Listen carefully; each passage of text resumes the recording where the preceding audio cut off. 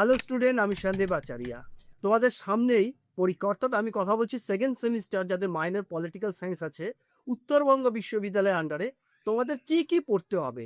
10 নম্বরে তোমাদের জানোই আসবে, 10 নম্বরে প্রশ্ন। তো 10 নম্বরের জন্য তুমি কি কি পড়বে, দেখো খুব গুরুত্বপূর্ণ প্রশ্ন, এগুলোই তৈরি করো।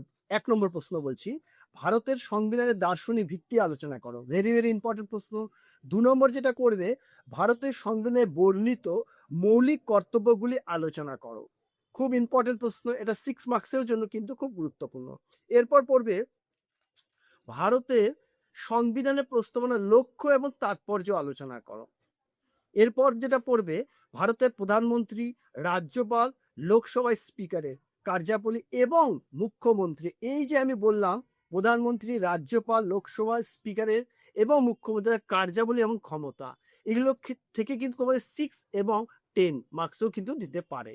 এরপর যেটা পড়বে, ভারতের সুপ্রিম কোর্টের গঠন এবং ক্ষমতা ও কার্যাবলী আলোচনা করো।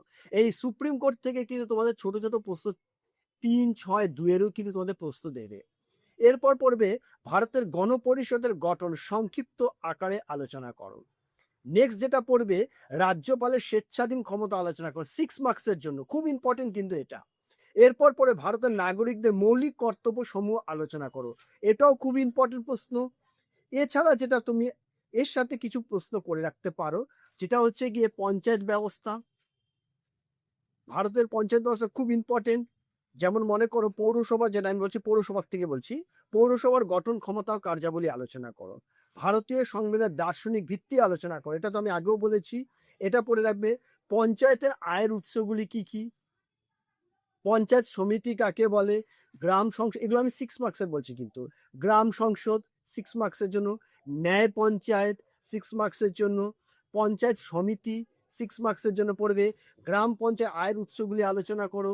বড় কমিটি কাকে বলে, এগুলো খুব ইম্পর্টেন্ট। ভারতের সংবিধানের বৈশিষ্ট্য 6 মার্কসের জন্য পড়বে। রাষ্ট্র পরিচালনার নির্দেশমূলক নীতি 6 মার্কসের জন্য পড়বে। এছাড়া এগুলো 3 মার্কসের জন্য কিন্তু এখান থেকে আসতে পারে। এরপর ভারতীয় সংবিধানের প্রস্তাবনার গুরুত্ব আলোচনা করো। সাম্যের অধিকার, মৌলিক কর্তব্যগুলি কি কি, মৌলিক অধিকারগুলি কি কি, এই সমস্ত প্রশ্নগুলো কিন্তু তোমার 6 এবং 3 মার্কসের জন্য আসছে। তাই 6 এবং 3 আমি আলাদা করে কিছু বলছি না। তুমি যদি 6 তৈরি করো সেখান থেকে কিন্তু 3 মার্কস পেয়ে যাচ্ছ। আবার 12 যদি তৈরি করো এখান থেকে তুমি 6 মার্কস এবং 3 মার্কসে পেয়ে যাচ্ছ। বললামই আমি তোমাদের পঞ্চায়েত কিন্তু আয়ের উৎস, পঞ্চায়েত সমিতি কি করে গঠন হয়, ন্যায় পঞ্চায়েত কাকে বলে, পঞ্চায়েতের কার্যাবলী বা পৌরসভার কার্যাবলী, বড় কমিটি কিভাবে গঠিত হয়, কলকাতা পৌরসভার কয়টি ওয়ার্ড নিয়ে গঠিত, মেয়র কিভাবে নির্বাচিত হয়, এইগুলো কিন্তু 3 মার্কসের জন্য। এই প্রশ্নগুলো খুব ভালো করে পড়ে রাখবে। আর আমার তো আগের সাজেশন দেওয়াই আছে, সেগুলোকে ফলো করবে। সঙ্গে এখন যেগুলোকে বললাম এগুলোকে আরো একটু বেশি গুরুত্ব সহকারে পড়ো, বাস।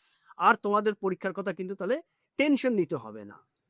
তো এখন যেটা বলবো, যে তোমরা খুব ভালো করে তৈরি করেছো, এটা আমার খুব আশা। এখন যদি তোমরা চ্যানেলটাকে সাবস্ক্রাইব না করে থাকো অবশ্যই সাবস্ক্রাইব করবে। আমি কিন্তু নতুন নতুন আপডেট নিয়ে ভিডিও আসছি, অ্যান্সার সহ। আমি কিন্তু নানা রকম প্রশ্ন সলভ করছি। তাই তোমরা চ্যানেলটাকে অবশ্যই শেয়ার করবে এবং সাবস্ক্রাইব করতে ভুলবে না। তো নেক্সট ভিডিওর জন্য অপেক্ষা করো।